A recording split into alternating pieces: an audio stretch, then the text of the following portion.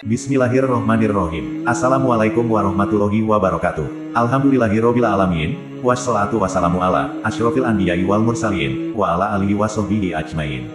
Sahabat YM 28 yang dimuliakan Allah.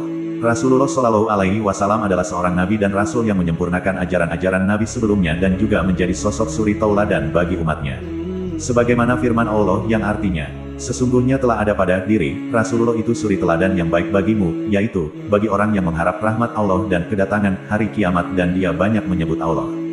Quran Surah Al-Ahzab ayat 21. Kita sebagai seorang muslim apalagi mengaku sebagai umat Rasulullah Shallallahu Alaihi Wasallam, disyariatkan untuk menjadikan Rasulullah Shallallahu Alaihi Wasallam satu-satunya manusia yang paling patut untuk dijadikan sebagai contoh teladan, yaitu pokok dasar yang sangat agung untuk bersuri teladan dengan Rasulullah Shallallahu Alaihi Wasallam, baik dalam ucapan, perbuatan ataupun keadaan.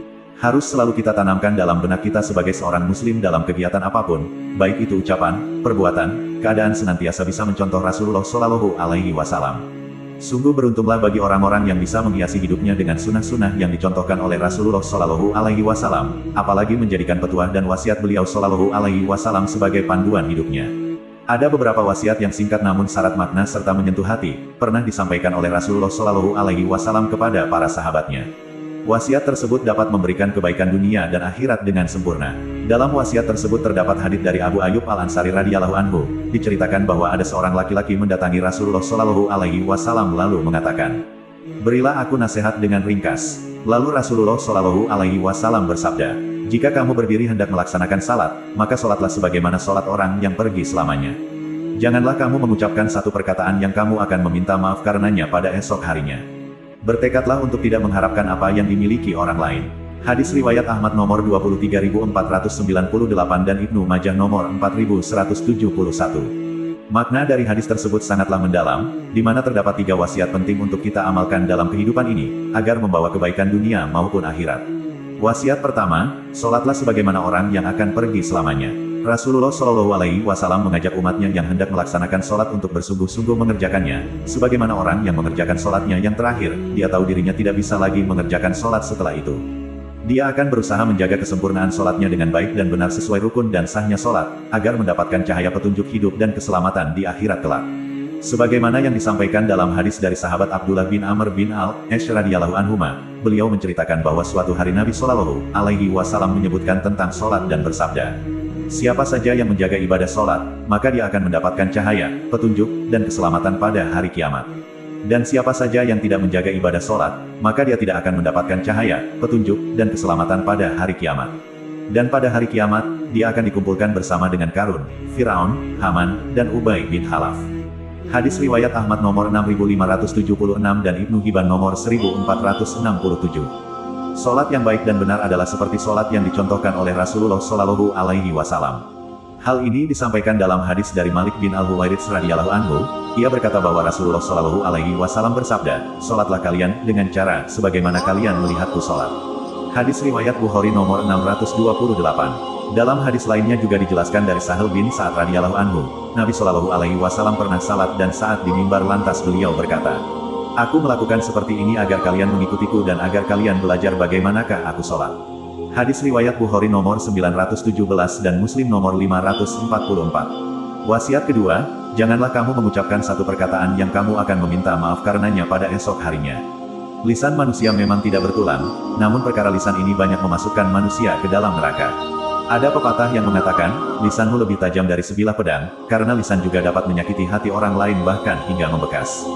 Kita diwasiatkan untuk bersungguh-sungguhlah dalam menahan lisan, agar tidak mengucapkan perkataan yang dikhawatirkan harus meminta maaf karenanya di kemudian hari.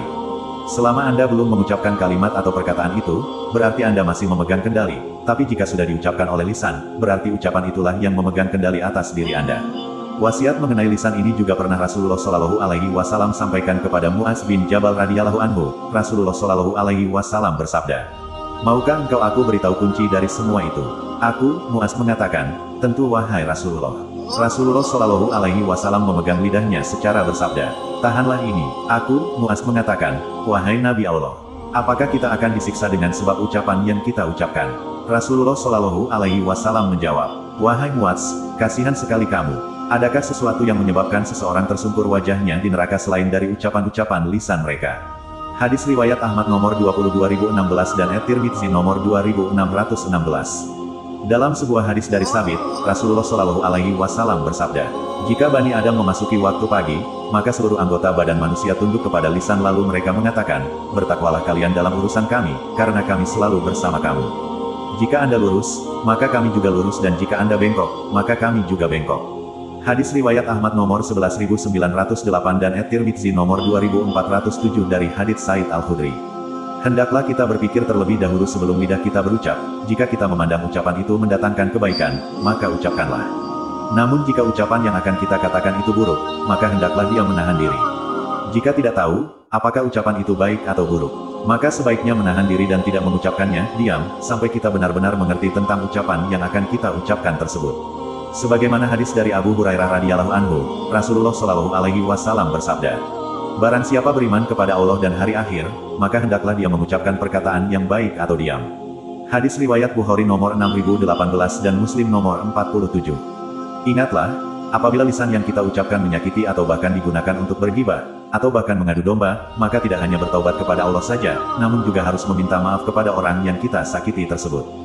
Kita harus meminta kerelaannya untuk memaafkan kita. Jangan sampai ketika kita meninggal belum meminta maaf kepada orang tersebut, karena nantinya di akhirat kita akan mempertanggungjawabkan segala lisan yang kita pernah ucapkan.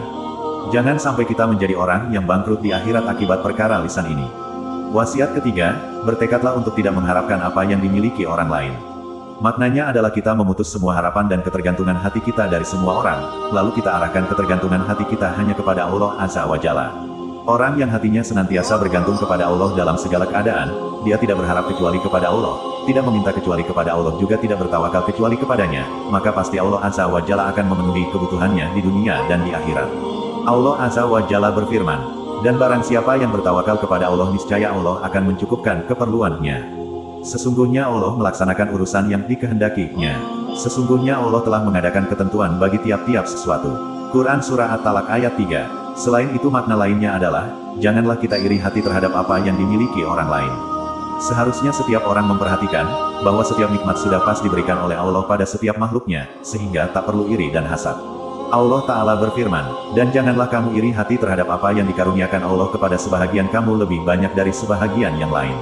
Karena, bagi orang laki-laki ada bahagian daripada apa yang mereka usahakan, dan bagi para wanita pun ada bahagian dari apa yang mereka usahakan, dan mohonlah kepada Allah sebagian dari karunia-Nya. Sesungguhnya Allah Maha mengetahui segala sesuatu. Quran Surah An-Nisa, ayat 32. Jadi, bersikaplah qanaah dan bersyukur setiap apa yang Allah telah anugerahkan kepada kita, karena itulah yang terbaik untuk kita. Demikianlah 3 wasiat singkat Rasulullah Shallallahu Alaihi Wasallam yang bisa kita amalkan dalam kehidupan sehari-hari, agar mendapatkan kebaikan dan keselamatan di dunia dan akhirat. Ya Allah, berikanlah kepada kami kebahagiaan dunia dan akhirat, serta jauhkanlah kami dari siksaan api neraka.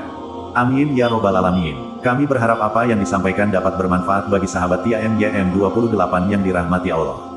Kami mohon maaf atas segala kesalahan dan kehilafan dalam penyampaian materi ini. Wallahu alam bishawab. Wassalamualaikum warahmatullahi wabarakatuh.